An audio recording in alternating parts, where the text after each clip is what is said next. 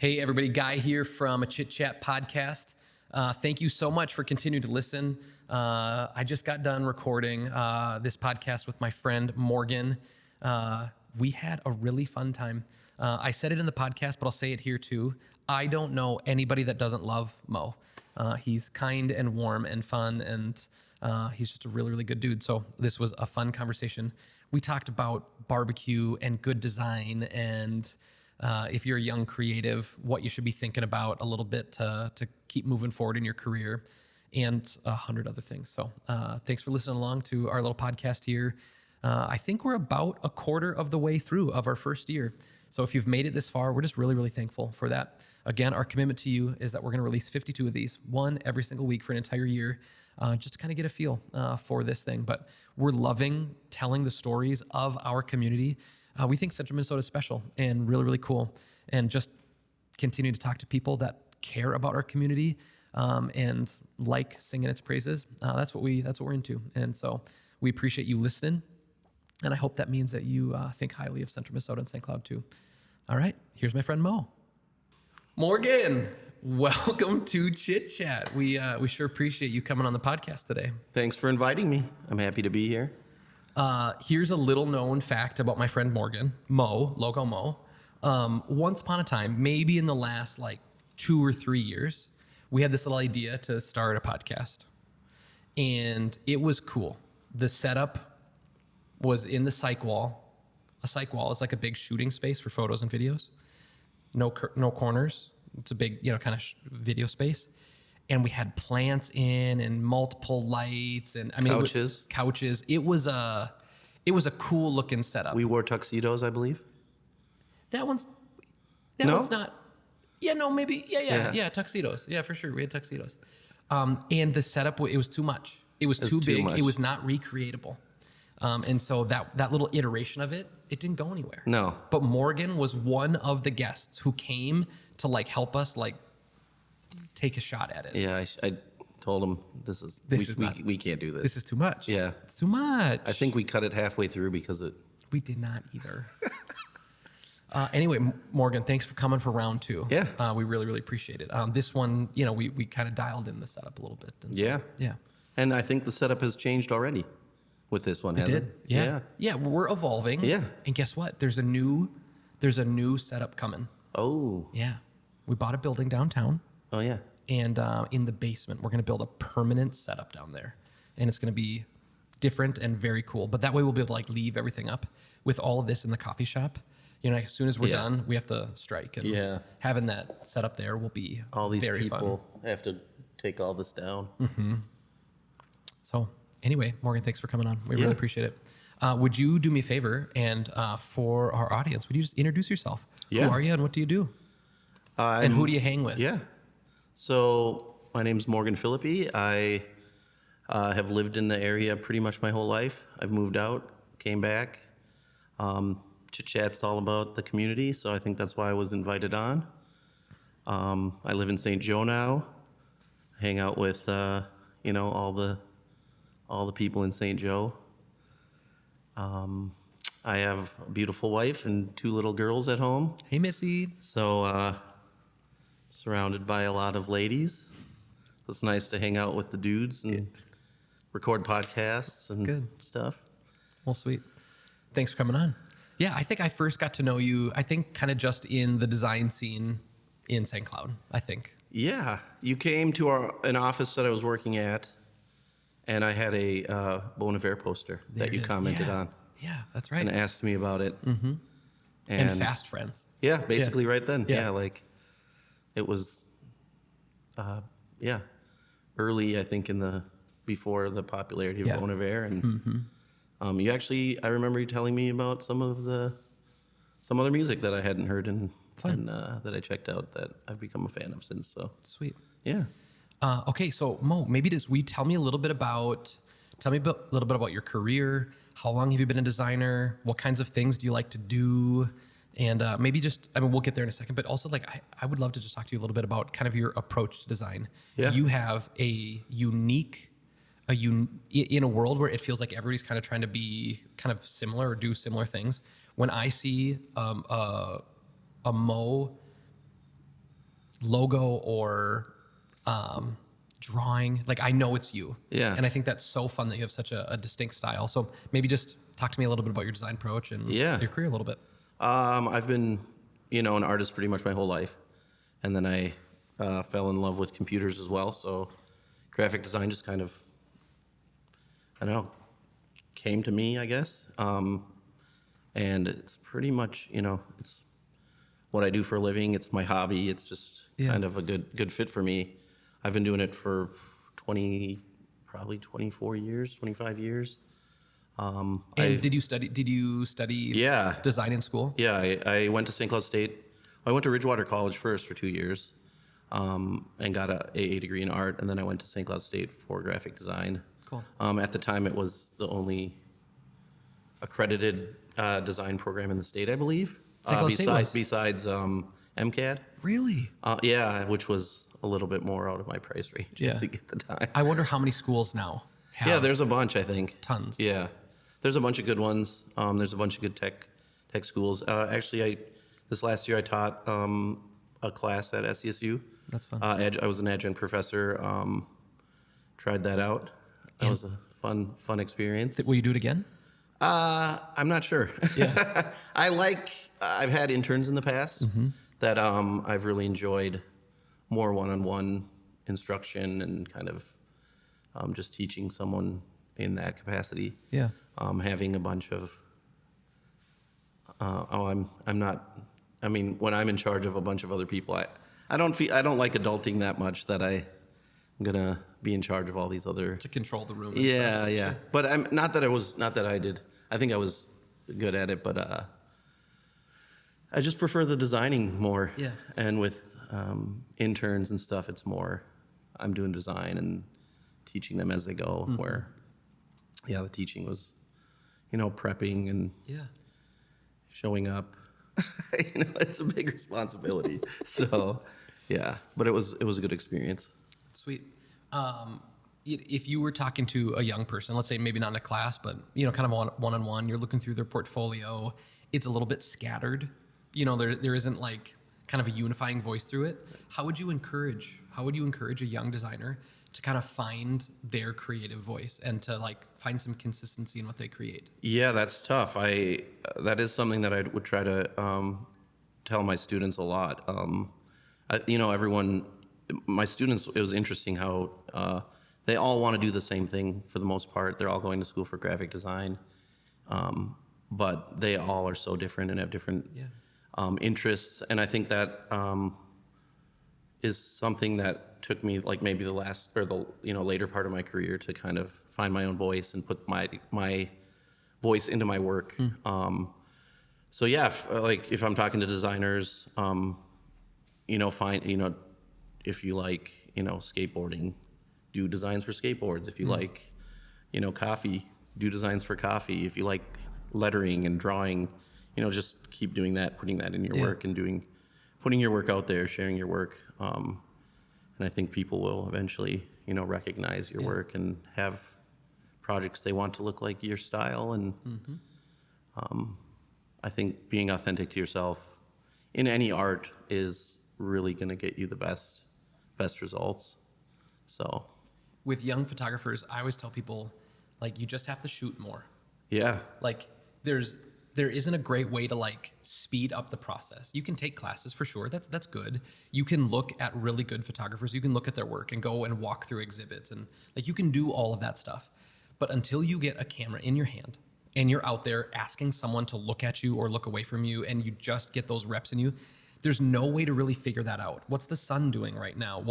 How is the light coming off of that building over there right now? And just all of these different things that you just have to like do on the fly. Yeah. Until you get a camera in your hand, you can't really figure it out, right? yeah, And so is it similar with designers? Like you just got to pick up a pencil, like make more work. yeah, And then you kind of figure out like, sure, that's maybe a nice photo or that's a nice illustration, but I don't know if I want to make more of those. And until you kind of get that thing out of you, it's like, oh yeah, I don't really want to do that. Yeah. And then you can start kind of chasing the thing that you really, really, really love. yeah. And a lot of times too, well, it's different with photography because a lot of times you're catching a moment Yeah. where, one of my favorite things about designing or illustrating is you have an undo button. So, I mean, I can go back and fix things where with photography, like with weddings or something, you gotta know when it's coming and be ready for it. Yeah. So, Even in a wedding day, there are only a handful of moments that are like really unforgiving. yeah. Like Yeah. you just have to know when they are, and you have to like know how to do them. But the day itself is long. Like Yeah. there's a lot of opportunities to get really, really special stuff. Yeah. So a wedding day isn't quite as unforgiving as kind of like when you're heading into it, it's terrifying. Yeah. Like we can't redo this. That guy's not gonna rent his tux again, right? Like she's not gonna get her hair done all pretty again, and these family members that flew in from out of town aren't coming back. Yeah. Like you got one shot at it. Yeah. But the day is a little less. It's a little less scary Yeah. than it maybe feels at the beginning. Yeah. So you gotta check the lens cap a couple times a day, I'm sure. Right. When you look through a camera, you can't actually see anything if the lens cap is on. Oh, yeah. So in a second you would know. Yeah. Yeah. It's good. Yeah. Okay, so tell me a little bit more about like what do you love about design? Like why do you love it, and what kinds of things do you like to make? And granted, this is an audio podcast, but maybe describe for us a little bit about like your style and how you go about it. So a lot of the stuff I design is Hey, also pause. I'm so sorry. Here's your Americano. Yeah. I forgot to say. yeah. I know you're an Americano guy. I'm an Americano guy. So that's I think, my go-to. we're a light roast bean here. Perfect. For the Americano, which is I really like that a lot. Yeah. It's a little bit more elevated having a light roast espresso shot. I think you guys do a great job on the Americanos. All right, tell us a little bit about your design style. Yeah. So for those watching or listening, I tend to do. I think I'm more known for kind of a funner style of illustration and design, crazy characters or creatures or just inanimate objects that have personality, I guess. Legs and quirky faces. Yeah. And in a way, it's just fun art, and I think it's easy stuff that's easy to like. It's not hard to understand, or but I also like to put depth into it. I think that's one of my favorite things. I don't know if I've ever thought about it before until you said that. I think there's something really accessible about so much of your work. Right. Like, even if you don't love design, like that's just a fun thing to look at. Right. But then if you know and love design, you're like, oh, like you did a lot with that, and you made really good, smart edits and decisions about that. Yeah. So I think that's it. Yeah.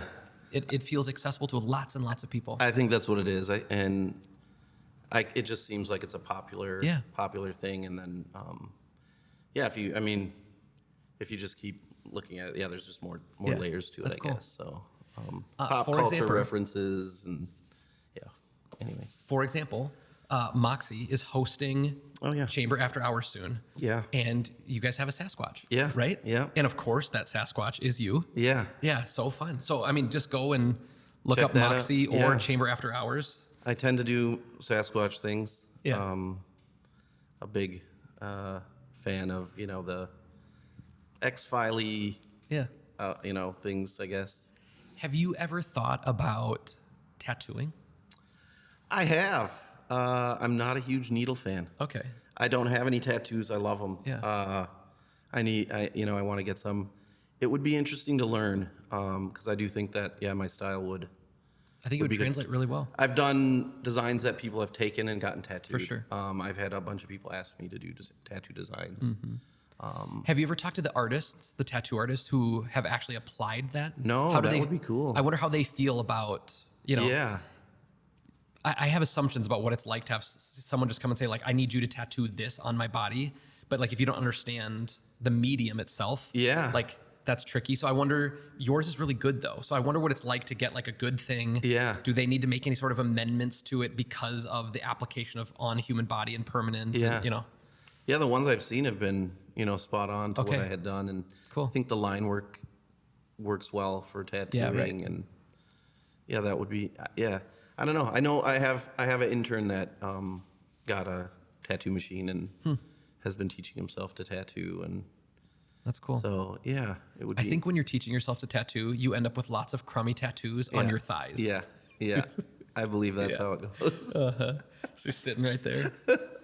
Again, I don't really know anything about tattooing or anything, but it seems like the hardest piece of it is like actually having like an artistic and creative thing to say. Yeah, Like it feels like the actual thing itself feels doable and learnable. Yeah. But if you can't draw or ideate or get creative, that it doesn't matter how good you like how easily you can apply. yeah, Although maybe there are kinds of tattooing where really all you need is like really good application. I don't know. yeah, But it feels like the best tattooers are actually they're just incredible artists, and they just happen to be applying this awesome art onto the body. yeah. That's what it seems like. A lot Yeah. of the same skills, shading, line work, stuff like that. So Chiaroscuro shading.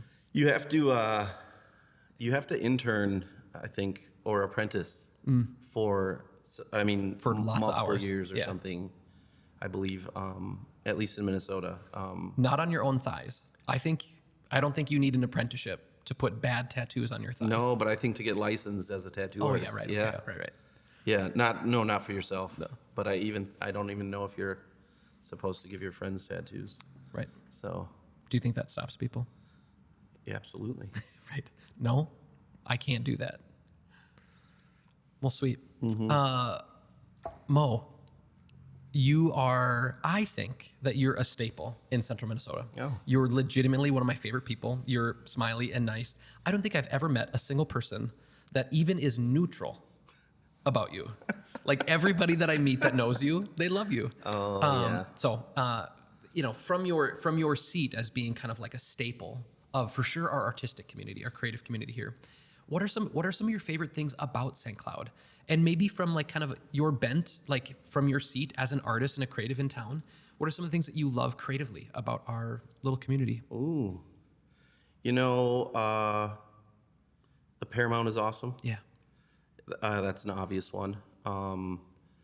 The music that it brings, the art that it has. They do art shows all the time. SCSU brings in awesome artists as well. Other artsy things around. I like the Pioneer Place is awesome. Again, they work with a lot with SCSU and doing fun things. The music community is awesome. There's music all over the place. There's some great musicians from around here. St. Joe has the V's. They're always booking bands and doing things. Have you seen a show at the Ledge yet? I have. I've only been to one. I would go to anything there. Yeah. It's just amazing. It's an awesome venue. Yeah. I took my mom to a Home Free. They're like a cappella country group. Did mom love it? She loves them. Okay. I think they didn't do like some of the songs that she would have liked to see or whatever, but it was fun. It was fun to do something Have they with been her. making music a long time? I'm not sure. I don't know them very well. She wanted to go, so we went. Not those two genres. I do like country music, not maybe like Country a cappella. This is good. yeah. It was packed. There was a lot of people there. Yeah. I was in the lower part of the demographic. I think they played a bunch of. It was kind of interesting because, like halfway through the concert, they have the guy who does like the beatboxing had won like some big award. Yeah. Go for it.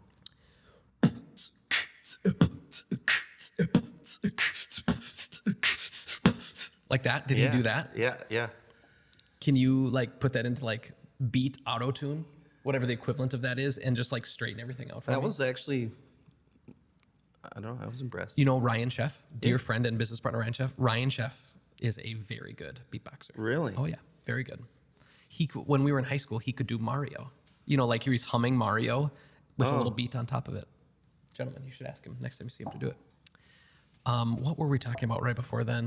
The phone was Ledge, ringing. The Ledge. Oh yeah, Ledge. So I haven't been, I've had tickets to things and then things have come up. So I've given tickets away, but It's interesting. My phone's never buzzed or rang. Giving away tickets all the time. Just Just curious how you get on the list of Mo's ticket Well, giveaway. I do know what types of music you like. That's right. Okay. So, I mean, If you're ever giving away Bon Iver tickets, Yeah, I hope my yeah. phone rings. Okay. All right. and home free too, I'll probably. Yeah, good. If that ever comes Big up. country acapella guy. Well, you sang in I did. a cappella groups, I'm sure. Lots. Yeah. Yeah. What was your what's your range if you were in a, It depends on the group. Oh. Or, it depends on like who's there. Yeah. But I sit kind of in a tenor 2 range or a baritone or like baritone bass 1. I'm kind of in there. So if the group has lots of great tenors, I can sing a baritone line. And if it's a more bass heavy group, I could sing a tenor 2 line. And interesting thing, so I was a music major in college, and when your voice changes at the very beginning, when your voice changes, it actually goes lower. And then as your voice matures and as you strengthen it through training and kind of rigorous voice study, your range actually goes up a little bit. And so I entered college at the age of 18 or whatever as a baritone, and like pretty firmly, like a true baritone. And then by the end of college, I was a tenor 2. So went up a step or two, a few steps. Interesting. Yeah. And that's like, if you were in a cappella group, like, what are all the? Do you know what the? I mean, you do probably. So again, it would just depend, because Like 5. If it was just men, Yeah. and there was 4 of them, you would usually have tenor 1, who's singing like your lead. Sure. That's kind of the one that you're like hearing the most. It's the solo line often. Tenor 2, then baritone or bass 1, and then bass 2. And that bass 2 is a lot of your like, it's not percussive, but they're kind of providing a lot of like the rhythm and structure. They're not doing a lot of soloing and stuff. Sure. So if it was a quartet, that's what it would be. Cool. And then there's an infinite number of iterations off of that. Yeah. Yeah. Yeah, we're all learning about a cappella now. We're all going to be At big home? fans. Yeah. Or right now. All of us. There is a really incredible piece. When I was in high school, I didn't know a ton yet about music, and I brought it to my high school choir conductor, and I said, I would like to do I'd like to do this like in competition with a bunch of other high schoolers. And he just like smiled at me, and he's like, my college choir did that with a 70-piece choir, and it is so challenging and so hard. But like as a kid, I'm just hearing it. It's like, oh, it's so pretty. Yeah. Let me get like me and 5 of my friends together, and we're gonna do Samuel Barber. Oh, I got there. Samuel Barber, Adagio for strings, but there's a choral version of it, and it is so beautiful. And it's not suitable for 6 high schoolers. Just throwing it out there. And someone's gonna send a link to like 6 high schoolers doing it. I can't wait to see it. I can't wait to see it. I hope they do. Post it. Post it below. Yeah. Speaking of posting, Morgan is, on a number of occasions, Josh, Cal, can we just put like right here, bloop, and then right here, bloop? You're always commenting about the barbecue. Yeah. You need barbecue conversation. Well, here's the thing. I've watched more episodes of Chit Chat than any other guest we figured out earlier. It's our guest. Possibly. It's our guest. Yeah. The first episode with Brian, Yep. there was some barbecue talk. It just made me assume the podcast was going to be Kind of barbecue themed. more, Yeah. more. There was going to be more barbecue. And so you've been disappointed, is what you're saying. Well, no, I mean, Hungry. yeah. Yeah. There's been, there's a lot of food talk on here, I guess. There is a lot of food talk. Usually it ends up like restaurants, Central Minnesota, that kind of deal. Yeah. How about this? Barbecue's kind of a hot topic. It's not Sure. really in the Midwest. Yeah. We don't get real bent out of shape about it unless you kind of like just enjoy the conversation. Yeah. But like, do you have a camp? Like, is there a state? Oh. Is there a style that you think For this barbecue. this is true barbecue? For my 10-year wedding anniversary, my wife planned a trip to Austin, Texas for us. Okay. And we went to some concerts, and we went to Terry Black's barbecue. All right. If you've ever heard of it, it's I haven't. one of the best in the world. Okay. And was amazing. Yeah. Yeah. So I mean, but I've been to Kansas City. Yeah. I've been to a lot of barbecue places, but would be hard to beat the Terry Blacks. Have you heard of Rodney Scott? I don't. Another kind of like Sure. famous barbecue. He's the most famous barbecue guy that I've like whose restaurant I've been to. Yeah. But in general, I'm kind of like a West Texas guy. Yeah. Right? Like salt, pepper, Yeah. and some That's long it. slow heat. Yeah. That's That's what I'm saying too. that's my deal. Yeah. And I don't mind a barbecue, but like Yeah. I think starting with just Yeah. like a brisket Yeah. for 24 hours or At whatever. least. Yeah. Do you like to smoke as well? I don't have. I use a Weber for just barbecuing or Yeah. whatever. I mean, maybe when I have more time, Yeah. I'd get into that. I think this is kind of like in the barbecue world. What I'm about to say, take it with a grain of salt, is it's a little maybe frowned upon, but I have an electric smoker. Oh yeah. And I would encourage people to start with an electric smoker. Yeah. There is something about just the being able to set your temperature and have it just like it's electric. It's just gonna be that Yeah. temperature. I think as you're learning, it's really, really smart. Yeah. Smoking meat is how big is that piece of meat? Like what kind of meat is it? How big is it? At what temperature for what time? It's just it's just science. Yeah. Right? It's a math game. Yeah. And so like really figuring out your numbers at the beginning, I think is really, really smart. So I'd recommend. They're also inexpensive. It's kind of a cheaper way to kind of get into the fun Yeah. hobby of smoking meat. Yeah. Yeah. I should do it. I know I always enjoy it when people make it for me. Well, I'll have to have you over sometime and we'll do my favorite. I think my favorite to do, and it's for sure my little girl Lucy. Bing, hi Luce. Her favorite is ribs. Oh, awesome. Yeah. And I do a 3-2-1 method. I mean, since we're here and you wanted barbecue Yeah. talk, let's just do it. let's do it. 3-2-1 method. Have you ever heard about this? No. So it's 3 hours unwrapped in a smoker. So at 225, Sure. put in your racks of ribs, 225 for 3 hours, and then, I do like a little mustard, rub, and then you put on a dry rub on it, and the mustard you don't actually really taste the Right. mustard; it kind of acts as a binder. Yeah. But 3 hours in, unwrapped. Tenderizer too, maybe. Yeah, I don't know Maybe. that. I don't Maybe, yeah. And then for 2 hours, they go wrapped in tinfoil. Oh. Put a little brown sugar, maybe a little like apple juice or apple juice vinegar, or apple cider vinegar. And then so you put them in there for 2 hours, wrapped in tinfoil. Do you increase the heat then? Do not. Same. Okay. Yeah, same heat. And then pull them back in, unwrap them, and get them back on the smoker unwrapped for 1 hour. So that's why they call it the 3-2-1 method. 225, you basically can't mess it up. Yeah. I mean, it's a pretty forgiving cut. Yeah. Whereas like brisket, there's 1,000 ways to ruin a brisket. Yeah.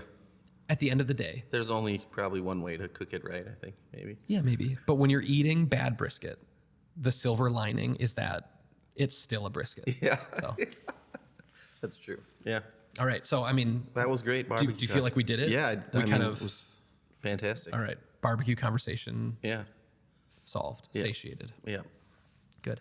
Ironically, I had a little brisket today. Taylor, friend, business partner, Taylor, he did one yesterday, and he brought it in, and it was so tasty. He didn't mention that yesterday. when I Well, saw him. you were busy talking about burritos. That's true. There's a new burrito place in town, and the only thing I know about it, I haven't been yet, is just from Mo. I think Yeah. 4 times. How many times in the 6 days it's been open? Let's hear it. What's the number? I don't know. Just guess. I've been there 3 times. Yeah. All right. Just every other But day. Here's why. The first day they opened, my coworker told me they Mm-hmm. opened, and he was the second person there, and it was like 1 PM. All right. So I went. Yeah. Then the next day we were going to bring our coworker, so we invited her, and then she bailed. So, but we still went. Yeah. Yeah. You And then gotta. today we went as a group, so All right. for work. So I brought everybody, trying to support these guys. Yeah. Yeah. I get that. Yeah. I love that. We're currently kind of doing a similar thing right now. Oh yeah. Have I talked about this before? No. listener of the podcast, Safari Point. It's an Ethiopian place, kind of just off a division, kind of tucked behind Red Lobster. 10 out of 10 would recommend Safari Point. Ethiopian place. I don't know the full story yet, but there's 2 women in there. They're always in there, so like maybe they're family or something, but they're always in there, and they're so nice and so lovely. The food is so good. Yeah. East African food, you eat with your hands, which, is a fun and unique kind of eating experience. But they are so warm and so kind. The food is so good. And then they also, they do like an Ethiopian coffee. And just the way it's served and prepared, it comes in like this cool pitcher looking thing of sorts with a little stopper in it that kind of like holds the heat in. And you get like, everyone gets these little cups. And then it's served with this like little vase or little sepulcher of incense that's burning. And so this incense is burning while you're drinking coffee. And I just Googled it. The first time I was in there were these 2 gentlemen in there that were having coffee in the afternoon. And so I just Googled. I was like, it looks like coffee, as it's coming out. So I just Googled Ethiopian coffee because I didn't quite know what was happening. And I read about it. And what I read was basically the warmth of the coffee, the good conversation, the little buzz from the caffeine, and the burning of the smell of the incense kind of like makes you come alive so that you linger in your conversation. Oh, cool. So just like, it's just this thing that you do together that says, it's not like, let's sit quick. Yeah.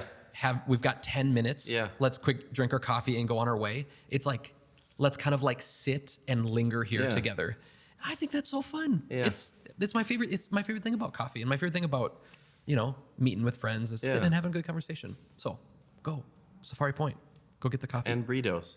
And burritos, not burritos. How's it spelled? Brito? Yeah. Okay. Yeah. How about this? Could I take you to Safari Point? I would love it. Yeah. Yeah. And then I could probably take you to burritos. Oh, Mo! What a good idea. That was so sweet of you. That was so sweet to say it like that. Okay. Yeah. Yeah. That sounds like a great idea. Yeah. All right. Well, Mo, I feel like we've done a little bit of plugging already, just some things that we love and care about. Isn't that a fun thing about the human condition?